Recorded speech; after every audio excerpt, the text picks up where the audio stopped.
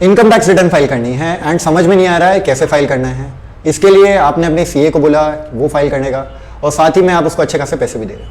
तो ये चीज़ को बेसिक और ज़्यादा मिनिमाइज कर लेते हैं। आपको भी पता होना चाहिए कि आपको आपकी इनकम टैक्स कैसे फाइल करनी है। अभी काफ़ी लोग मुझसे गुस्सा हो सकते हैं ये वीडियो अपलोड करने की वजह से, मेरा खुद का बिजनेस भी इंपैक्ट कर सकता है, लेकिन अब मैं जनहित में जारी ये वीडियो अपलोड कर ही देता हूँ। ये बहुत ज़्यादा इजी और सिंपल है। अगर आप सैलरी रिटर्न हो या छोटा मोटा आपने शॉर्ट टर्म कैपिटल गेन किया है, लॉन्ग टर्म कैपिटल गेन किया है एंड अदर इनकम है, ज़्यादातर लोगों का यही, इससे ज़्यादा होगा नहीं। अगर इससे ज़्यादा है तो आपको दूसरा वीडियो देखना पड़ेगा। इससे पहले अपन इसके ऊपर काम कर लेते हैं एंड ये रिटर्न को फाइल करने के लिए ज़्यादा से ज़्यादा मुझे 15 से 20 मिनट चाहिए, उससे ज़्यादा आपका टाइम नहीं लगेगा। मैं तो कोशिश करूँगा उससे कम टाइम में हो जाए। चलो आओ रिटर्न को फाइल करने देखते हैं। लेकिन इसके पहले आपको क्या क्या डॉक्यूमेंट्स चाहिए वो मैं आपको बता देता हूँ। अगर आप सैलरीड इंडिविजुअल हो तो आपको फॉर्म 16 चाहिए। फॉर्म 16 में part A and part B होता है। पार्ट ए में कंपनी ने जो टैक्स डिपॉजिट किया है गवर्नमेंट के पास वो डिटेल्स आएगी Q1, Q2, Q3, Q4 में। पार्ट बी में कंपनी ये बताती है कि उसने आपको कितनी सैलरी दी है, उसने क्या क्या डिडक्शंस दिए हैं, HRA दिया है, स्टैंडर्ड डिडक्शन क्या है एंड साथ ही में उसने कितना टैक्स आपका डिडक्ट किया है। सिंपल बेसिस में part A and part B है। लेकिन इसके अंदर फॉर्म 12B भी आता है जिसमें कंपनी और डिटेल में जाती है और ये भी बताती है कि बेसिक क्या है, HRA क्या है, पूरे साल का हर एक चीज़ डिटेल में बताती है। अगर ये आपको मिलता है तो बहुत अच्छी बात है, अगर नहीं मिलता है तो कोई बात नहीं, हम part A and part B के साथ भी काम कर सकते हैं। सिंपल। ये हो गया first document. Second document form 26AS, ये मुझे इनकम टैक्स की वेबसाइट से मिल जाएगा एंड ये अभी मैं आपको बताऊंगा कि इसको कैसे एक्सट्रैक्ट करते हैं एंड कैसे देखते हैं। Point number 3 AIS and TIS। AIS हो गया आपका एनुअल इन्फॉर्मेशन स्टेटमेंट, TIS हो गया आपका टैक्स स्टेटमेंट। सिंपल बेसिस पे गवर्नमेंट के पास आपकी टोटल इनकम पूरे साल की कितनी आई है, कौन से हेड में आई है, ये सारी चीजें आपको वहां देखने मिलेगी। TIS में कि आपने ओवरऑल समरी हो गया, AIS का समरी हो गया एंड साथ ही में ओवरऑल टैक्स पेयर ने क्या लायबिलिटी यानी कि टैक्स पेयर को क्या लेना है उसके रिटर्न में ये देखने मिल जाएगा मुझे। सिंपल। ये सारी चीजें मैं आपको बताऊंगा कि इनकम टैक्स वेबसाइट पे कैसे लॉगिन करते हैं एंड उसे कैसे एक्सट्रैक्ट करते हैं एंड कैसे ITR में फिल करते हैं। ये पूरी जर्नी के लिए आपको 15 से 20 मिनट मैक्स लगने वाले हैं एंड इसी के अंदर सारी चीजें आ जाएगी। ये डॉक्यूमेंट्स अपने को लेने हैं एंड फाइनली एक हो गया बैंक स्टेटमेंट। बैंक स्टेटमेंट इसलिए जरूरी है कि अगर आपको रिफंड आ रहा है तो कौन से बैंक अकाउंट में आ रहा है, वो बैंक अकाउंट को आपको वैलिडेट करना बहुत ज्यादा इंपॉर्टेंट है। वैलिडेट नहीं करोगे तो वो रिफंड वो बैंक अकाउंट में नहीं आएगा। तो आइए हम देखते हैं कैसे रिटर्न फाइल की जाती है। इसका कॉम्प्यूटेशन मैंने ऑलरेडी बना दिया है, तो इसलिए फाइनली हम रिटर्न के ऊपर आएंगे और कौन से डॉक्यूमेंट हम इनकम टैक्स की वेबसाइट से निकाल सकते हैं वो देख लेते हैं। लॉगिन के लिए सबसे पहले आपको इनकम टैक्स लॉगिन पे आ जाना है। गूगल पे सर्च करके इनकम टैक्स की वेबसाइट पे आप जाओगे। इनकम टैक्स की वेबसाइट पे आप लॉगिन करो, पैन नंबर डालो। सबसे पहले आपका आईडी जो होगा वो आपका पैन कार्ड नंबर होगा, वो आपने डाल दिया। कंटिन्यू करो, please confirm about security message and then password डालो जो आपने सेट किया हुआ है। अगर आपको अपना पासवर्ड नहीं पता है तो सिंपल बेसिस पे आप फॉरगॉट पासवर्ड पे क्लिक कर सकते हो। फॉरगॉट पासवर्ड पे क्लिक करने के बाद आपको आईडी मांगेगा, आईडी यानी कि आपका पैन कार्ड नंबर मांगेगा। पैन कार्ड नंबर डालने के बाद ओटीपी जनरेट होगा, आधार ओटीपी आप जनरेट करके ओटीपी डालो एंड पासवर्ड रीसेट कर लो। सिंपल, इतना ही करना है। वो करने के बाद आपको वापस लॉगिन करना है। ये स्टेप मैं स्किप कर रहा हूँ क्योंकि ये ऑलरेडी मैं कर चुका हूँ। हम लोग नेक्स्ट स्टेप जाते हैं। कंटिन्यू मैंने किया। उसके बाद मुझे ई फाइल पे आना है, income tax return view form 26AS। पहले हम लोग 26AS वाला फॉर्म डाउनलोड करें। यहाँ आई एग्री करो, प्रोसीड करना है। व्यू टैक्स क्रेडिट जो आपको टैक्स रेट मिला है। असेसमेंट ईयर हम लोग लास्ट ईयर का फाइल कर रहे हैं। अगर मुझे करंट ईयर का देखना है तो AY 26-27 देखना होगा, यानी कि फाइनेंशियल ईयर 25-26 होता है ये। लास्ट ईयर का देखना है तो 25-26। View as HTML, view and download करूँगा तो मुझे उसकी डिटेल्स आ गई। कहाँ से नेम किसने डिडक्ट किया है, उसका टैन क्या है, उसका अमाउंट कितना पे किया गया है, टोटल टैक्स कितना डिडक्ट किया गया है, ये सारी चीज़ें मिल रही मुझे। अब ये और फॉर्म में और कुछ भी नहीं है, मैं इसको एक्सपोर्ट एज PDF कर लूँगा ताकि ये मेरे पास सेव हो गया। अब नेक्स्ट वापस इनकम टैक्स पोर्टल पे आ जाऊँगा, AIS पे आऊँगा मैं।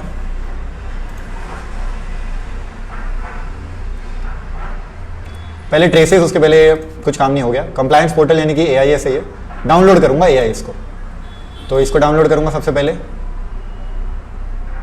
हो गया वो डाउनलोड मेरा। TIS को टैक्स पेयर इंफॉर्मेशन रिपोर्ट, तो ये भी हो गया मेरा डाउनलोड। ठीक है, हम देख लेते हैं डाउनलोड वाला। हाँ, हो चुका है डाउनलोड। तो ये दोनों चीज़ें मेरी हो गई डाउनलोड। अब आ जाते हैं, इसको AIS अपने को देखना पड़ेगा क्योंकि AIS में क्या क्या पॉइंटर्स है वो देखना बहुत इंपॉर्टेंट है। यहाँ से लॉग आउट कर लेते हैं।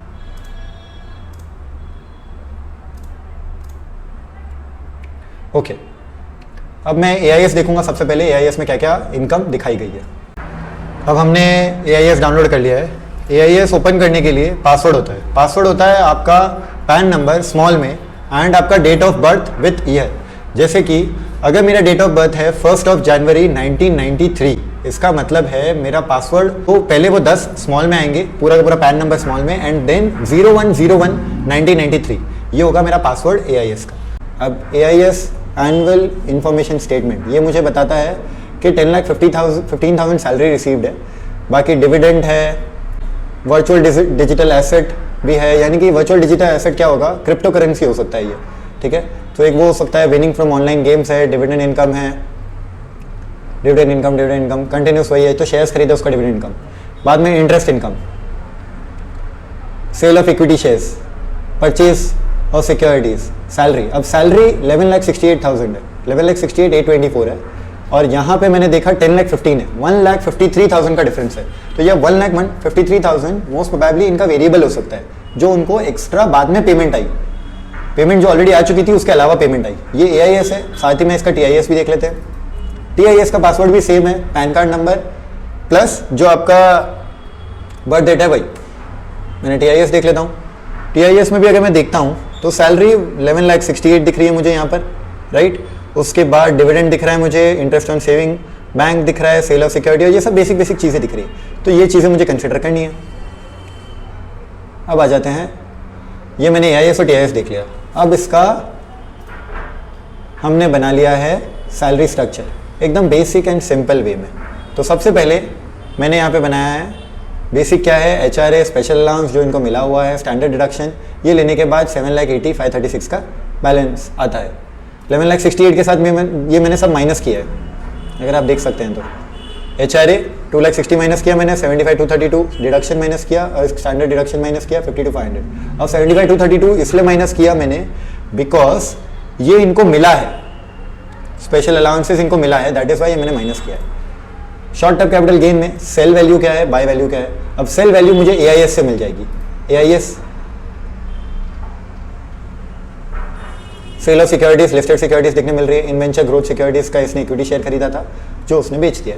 कॉस्ट ऑफ एक्विजिशन 556 था, सेल कंसिडरेशन 552 है, एकदम बेसिक। ये मैं अपने कंप्यूटेशन में डाल दूंगा 556। सेल वैल्यू क्या है मेरा 552 है, बाय वैल्यू 556 माइनस 4 रुपये का आया है नेगेटिव। अब TIS में डिविडेंड है, इंटरेस्ट ऑन सेविंग है, ये सारी चीज़ें मैं अपने कंप्यूटेशन में भी डाल देता हूँ। सेविंग बैंक से मुझे इंटरेस्ट आया 1420 का, 1420, ये 1420 मेरा ऑटोमेटिक मुझे मिल गया 80 TTA में, 80 TTA का डिडक्शन ये मुझे मिलता है। सेल ऑफ सिक्योरिटीज हो गया, डिविडेंड 370 रुपये है, तो डिविडेंड मेरा हो गया 370 रुपये, ये मेरा ऐड हो गया। म्यूचुअल फंड है, receipt of WDA, sale value क्या है मेरी, सेल वैल्यू है इसकी 113, और परचेज वैल्यू क्या है इसकी, परचेज वैल्यू मुझे पता नहीं है, लेकिन मैंने ऑलरेडी क्लाइंट से डेटा निकलवाया है। परचेज वैल्यू इसकी 120 रुपये, तो 120 से उसने 113 में बेच दिया, यानी कि उसने लॉस किया -7 का। ये क्रिप्टो करेंसी ही होगा, दैट इज वाई ये SR है। विनिंग फ्रॉम ऑनलाइन गेम्स, अब 306 रुपये विनिंग फ्रॉम ऑनलाइन गेम्स है, यहाँ पे मुझे दिखाना ही पड़ेगा विन फ्रॉम ऑनलाइन गेम्स। अब इसके ऊपर मुझे 30% का टैक्स स्लैब है, 306 मैंने अलग से डाला है यहाँ, 30% का टैक्स स्लैब आएगा मेरे ऊपर विनिंग फ्रॉम ऑनलाइन गेम्स में। अब सिंपल बेसिस पे इसकी रिटर्न फाइल करते हैं। रिटर्न फाइलिंग में मैंने ITR ई फाइलिंग की, ऑनलाइन यूटिलिटी डाउनलोड कर ली है, तो ये यूटिलिटी आपको वेबसाइट पे इजीली मिल जाएगी। अगर यूटिलिटी डाउनलोड कैसे करते हैं ये आपको पता नहीं है तो let's go to the website again. यहाँ पर आएंगे आप, डाउनलोड्स में जाएंगे, SS media 2526 ITR offline utility 1 to 4 की यूटिलिटी ये डाउनलोड करनी है। अगर आपका लैपटॉप मैक है तो मैक के लिए ये डाउनलोड करना है, ठीक है। अब इसके बाद हम लोग ई फाइलिंग पे आ जाते हैं। File return, download prefill data, अगर आपने पिछले साल रिटर्न भरी है तो डाउनलोड प्रीफिल डेटा पे क्लिक करिए, कंटिन्यू, पैन नंबर डालिए। अब पैन नंबर मैंने एक जगह ऑलरेडी सेव करके रखा हुआ है, तो ये मैं डाल दूंगा, प्रोसीड, कंटिन्यू, पासवर्ड डालेंगे। मैं आपको एकदम सिंपल रिटर्न फाइलिंग बता रहा हूँ जो आप इजीली फाइल कर सकते हो। File return, individual, continue. अब कौन सी रिटर्न किसके लिए एप्लीकेबल है? ITR 1 एप्लीकेबल है अगर उसका सैलरीज है, इनकम फ्रॉम सैलरी है, हाउस प्रॉपर्टी इनकम है, अदर सोर्सेज की इनकम है बस। और long term capital gain under section 112A up to rupees 1.25 lakh, अगर इतना है तो ITR 1 एप्लीकेबल है, उसके अलावा नहीं एप्लीकेबल है। ITR 2 सबके लिए एप्लीकेबल है अगर उसका बिजनेस एंड प्रोफेशन से गेन नहीं है तो। ITR 3 एप्लीकेबल है उन सबके लिए जिसका बिजनेस एंड प्रोफेशन से इनकम है।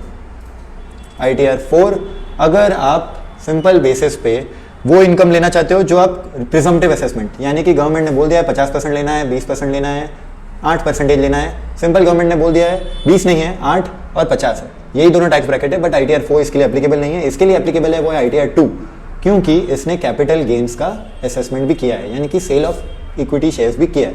दैट इज वाई ITR 2 ले रहा हूँ मैं। Proceed, let's get started.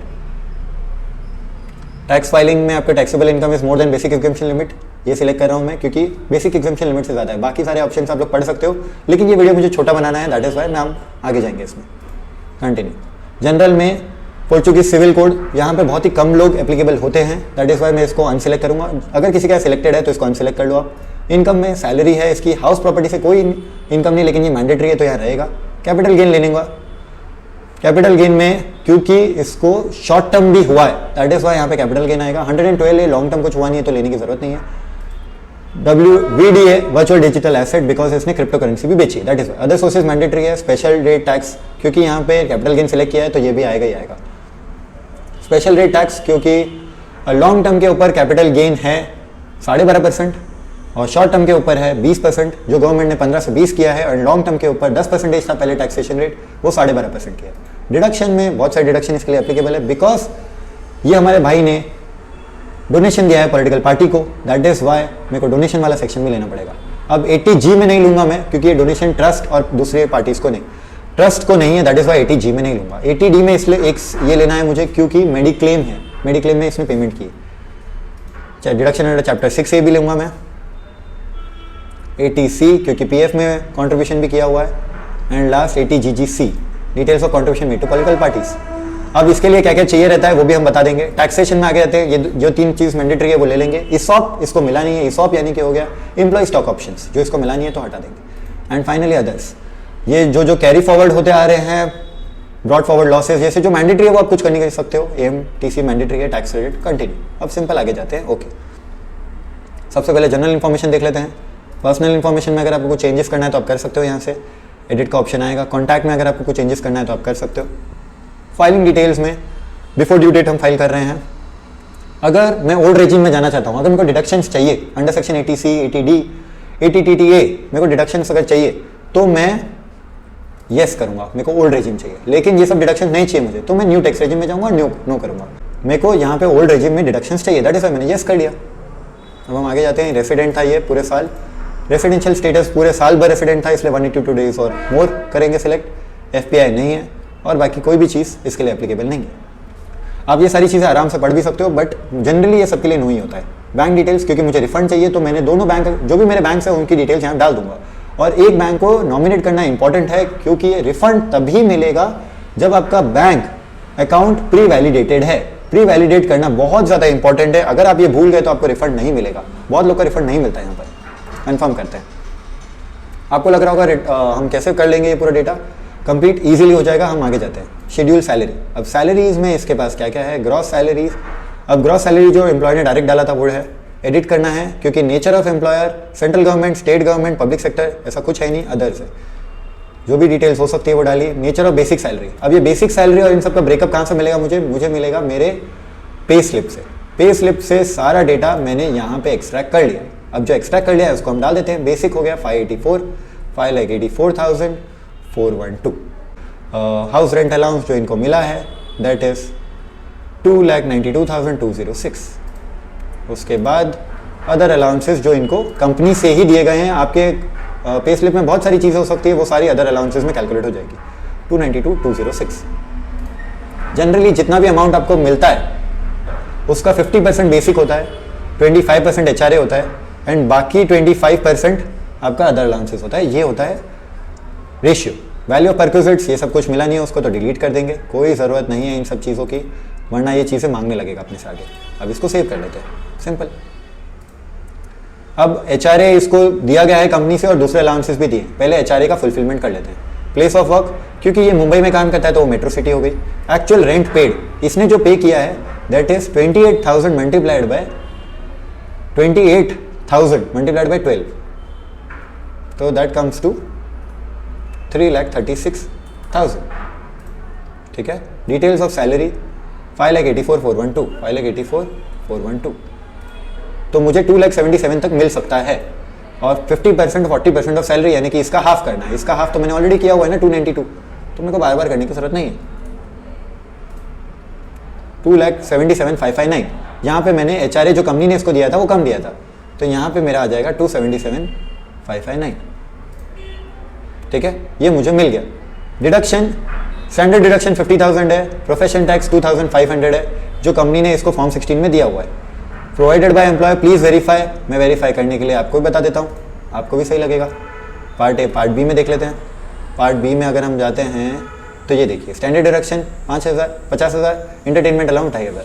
अब इंटरटेनमेंट अलाउंस ये लोगों ने 2,500 डाल दिया है, जो कि इनकरेक्ट है। टैक्स ऑन एम्प्लॉयमेंट में आना चाहिए था 2,500 रुपये, जो कि यहाँ ये लोगों ने इनकरेक्ट किया है। मैं इसे करेक्ट कर लूँगा, 2,500 रुपये जो आना चाहिए मेरे रिटर्न में। ये एंटरटेनमेंट अलाउंस हमें मिलता ही नहीं है, ये बाकियों को मिलता है, हमें नहीं मिलता। दैट इज़ वाई हम इसको नहीं लेंगे। हम इसको नहीं लेंगे। इंटरटेनमेंट अलाउंस अगर मैं सेंट्रल गवर्नमेंट एम्प्लॉय होता या तो स्टेट गवर्नमेंट एम्प्लॉय होता तो इन सबको मिलता है, अपने को नहीं मिलता है। चलिए, अदर अलाउंसेस जो इसको मिला है वो भी हम ले लेते हैं। एनी अदर अलाउंसेस जो इसको कंपनी ने ऑलरेडी दिया हुआ है, तो ये जो दिया है दैट कम्स टू 75,232। मैंने मेरे एक प्रीवियस वीडियो में बताया है कि आप इसको कैसे क्लेम कर सकते हो। आप डेफिनेटली क्लेम करिएगा। कंपनी अगर आपकी अच्छी है तो आपको क्लेम करने देगी। हाउस प्रॉपर्टी से मेरा कुछ इनकम लेना देना नहीं है, तो कंफर्म करके इसको आगे बढ़ते हैं। कैपिटल गेन्स मैं आपको बता देता हूँ, आप सबके लिए बहुत ज़्यादा ईजी एंड सिंपल होगा। ये मुझे रिटर्न बहुत सिंपल बनानी थी, बट कैपिटल गेन का आ गया तो मैं बता देता हूँ। अब इसने बेचा है 111A में आएगा ये। इसने बेचा है आफ्टर 23 जुलाई, तो फुल वैल्यू ऑफ कंसिडरेशन जो मेरा था that comes to 552। Cost of acquisition without indexation है 556, ये ले लिया मैंने। -4 मेरा हो गया बैलेंस। ठीक है, 4 रुपया माइनस में, कोई दिक्कत की बात नहीं है। ये मेरा लॉस है जो मुझे आगे कैरी फॉरवर्ड करना है। इसका इन्फॉर्मेशन यहाँ डालना मत भूलना accrual receipt of capital gain में।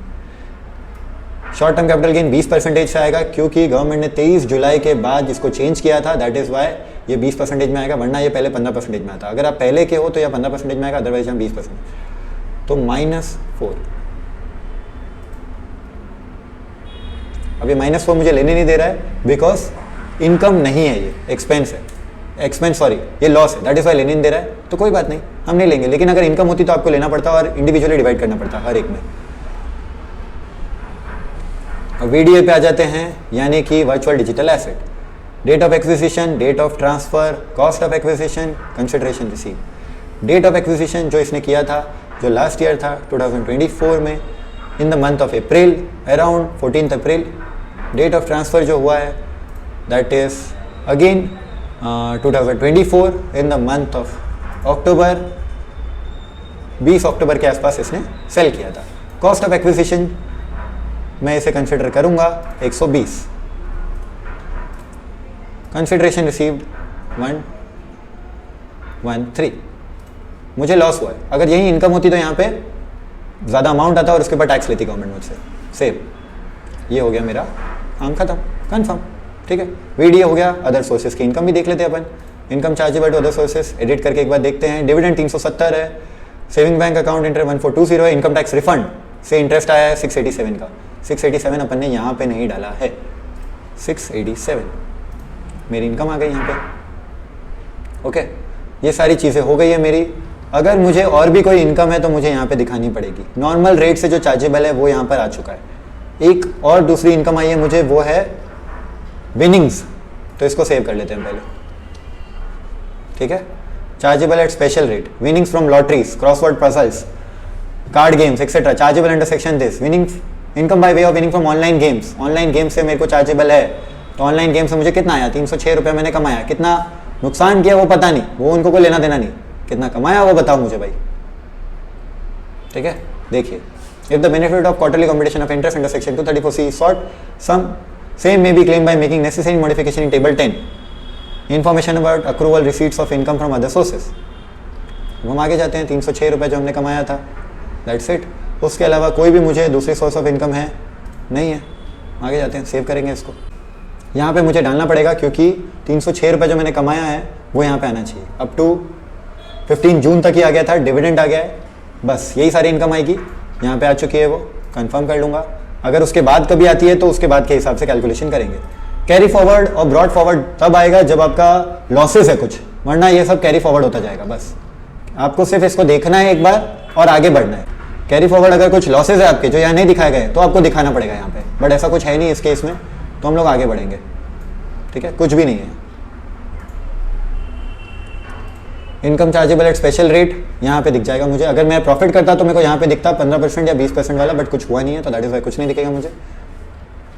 स्पेशल रेट में जो भी है वो सारी चीज़ें यहाँ दिखती है। ये देखो 306 रुपये जो मैंने एक्स्ट्रा कमाए थे उसका 30%, 92 रुपीज़ का टैक्स। उसके अलावा कुछ इनकम नहीं, सब में मेरा छोटा मोटा नुकसान ही है। नहीं गलत, मैं एक स्टेप आगे आ गया, बैक करके एक बार देख लेते हैं। ATD ये सब तो फिलअप ही नहीं किया ना भाई, ये सभी तो फिलअप करना है। Whether individual member is a senior citizen, family member excluding parents. हाँ, पेरेंट्स के लिए नहीं, आप या आपकी वाइफ कोई सीनियर सिटीजन है, आपका बच्चा कोई सीनियर सिटीजन है तो वो यहाँ आएगा। नहीं, ये बंदा है 32-35 साल का खाली। ठीक है, तो जो भी इसने खर्चा किया है वो यहाँ डाल देंगे। इसने मेडिक्लेम लिया अपनी खुद के लिए, तो मेडिक्लेम लिया तो उसका डिडक्शन ले लेते हैं अपन। ये इसका खुद का है। कौन सी कंपनी से लिया है भाई इसने?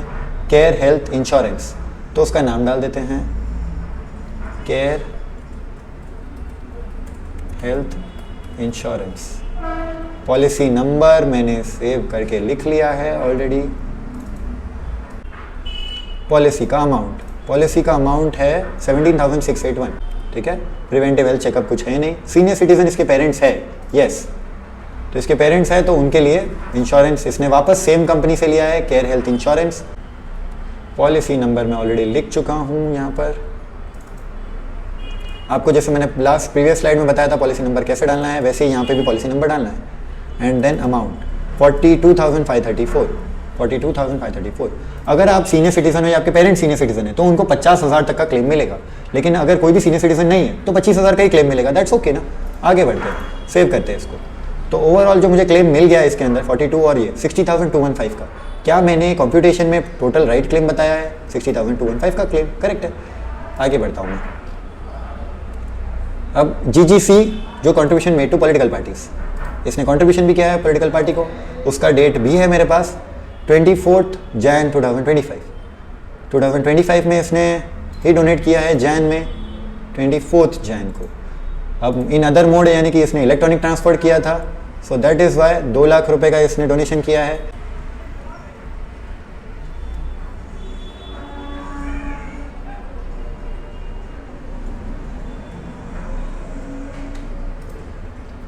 IFSC कोड डाल दिया है मैंने एंड उसी के साथ इसको सेव कर लेते हैं। ATC भी देख लेते हैं क्योंकि इसका PF भी कटा गया है, तो PF अगर कटा है तो वो भी तो मुझे डालना पड़ेगा ना। ये रही PF की डिटेल्स। PF की डिटेल्स में मेंबर का जो ID है वो ले लेता हूँ मैं।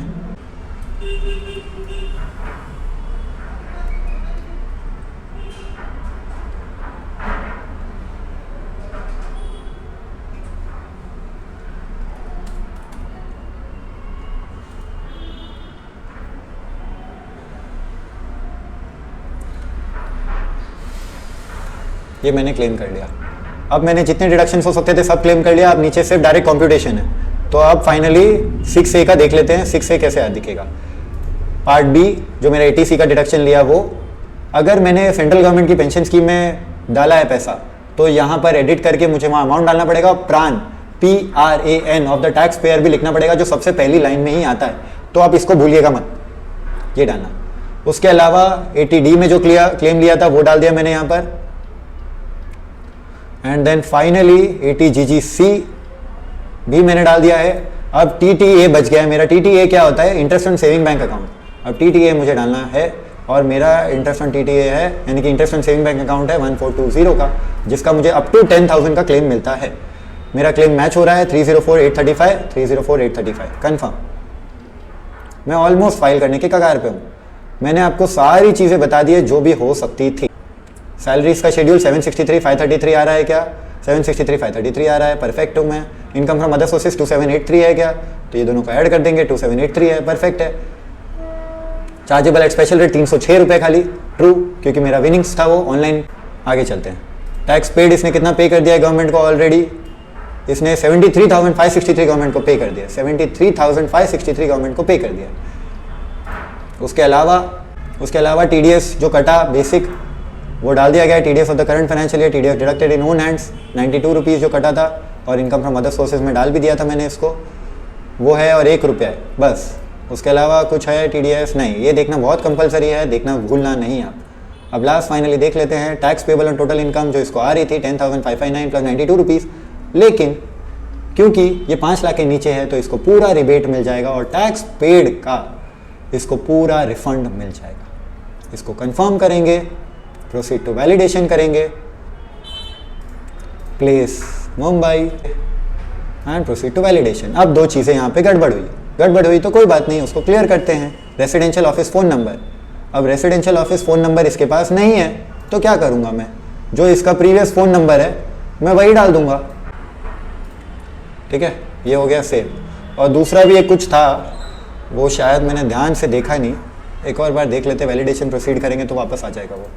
इसके अंदर यही खास बात है कि डायरेक्ट ये लेके जाता है कि कहाँ पर है। अब ड्रॉप डाउन, हाँ, हमने एक हेड ऑफ इनकम सिलेक्ट नहीं की थी, ये जो मेरे को वर्चुअल डिजिटल एसेट से आया ना वो मैंने सिलेक्ट नहीं किया, तो उसको मेरे को TDS collected in own hands, claimed in own hands, head of income, gross amount. Head of income क्या है, कैपिटल गेन, क्योंकि मैंने कंसिडर किया ना कैपिटल गेन में, तो सेव। अब शायद ये हो जाएगा, कोई दिक्कत की बात ही नहीं है, अब हो जाएगा। ये कंफर्म सिलेक्शन नहीं भूलिएगा वरना नहीं हो पाएगा। Proceed to validation, validation successful, मेरा रिटर्न प्रीव्यू करने के लिए रेडी है। फाइनली एक बार देख सकते हो आप सारा रिटर्न, यहाँ पर मैंने आपको स्टार्ट से एंड तक बताया। प्रोसीड टू वैलिडेशन करो, अपलोड लेवल वैलिडेशन। अगर कुछ डाउट होगा तो यहाँ पर भी आ जाएगा, लेकिन ये सॉफ्टवेयर गवर्नमेंट ने बनाया है तो मैं भरोसा बिल्कुल ही नहीं करता। तो होम पे क्लिक करूँगा कुछ नहीं होगा, इनकम टैक्स रिटर्न पे क्लिक करूँगा कुछ नहीं होगा, कोई बात नहीं, मैं क्रॉस कर लूँगा। आपको लग रहा है उड़ गया, अरे क्या बात है, नहीं उड़ेगा भाई, रुको, वापस ITR पे क्लिक करके कंटिन्यू करेंगे।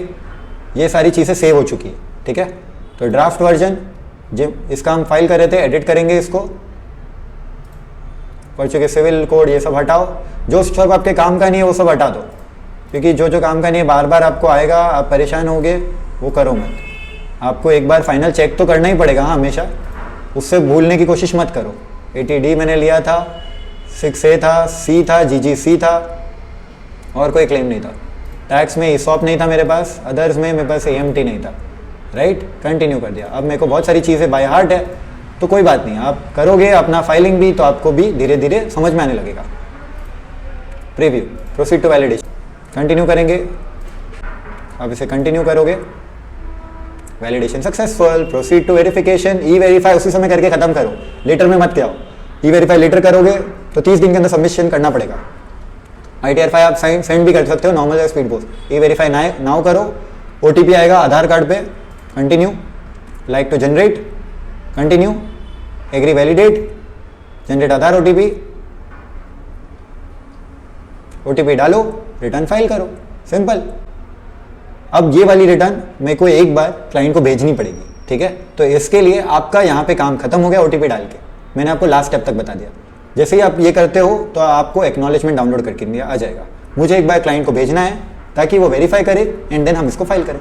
अब पूरी रिटर्न मैंने आपको इन डेप्थ फाइलिंग में बता दी है कैसे करनी है, लेकिन फिर भी अगर आपको कुछ डाउट आता है तो कमेंट सेक्शन में आप बता सकते हैं, मैं कोशिश करूंगा जल्द से जल्द वो सॉल्व करने की। और अगर ये वीडियो पसंद आया तो लाइक करना बिल्कुल मत भूलना एंड शेयर करो उन सबके साथ जिनको रिटर्न फाइलिंग करनी है।